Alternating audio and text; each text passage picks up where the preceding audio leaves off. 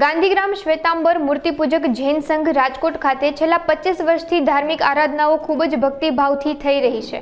ત્યારે છેલ્લા 8 વર્ષ પહેલા સંઘના ઉપકારી પરમ પૂજ્ય ગુરુદેવ પન્યાસ પ્રવર વ્રજુસેન વિજયજી ગણિવર્યની કૃપાથી શિખરબંધ જિનાલયનું નિર્માણ થયું છે, તેમજ સત્યપુન ધામ ભવ્ય ઉપાશ્રયનું પણ નિર્માણ થયેલ છે।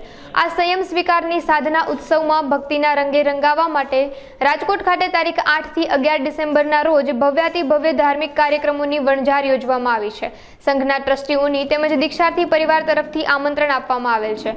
આ અંગે વધુ વિગત અબ તક મીડિયા હાઉસની મુલાકાતે આવેલા દીક્ષા લેનાર તથા તેના પરિવાર દ્વારા પૂરી પાડવામાં આવી હતી।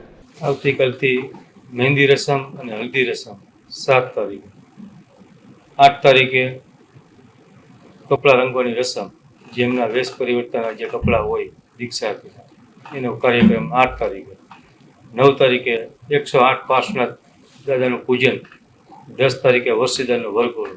હું મોક્ષની માતા તીર્થભાઈ મમ્મી છું।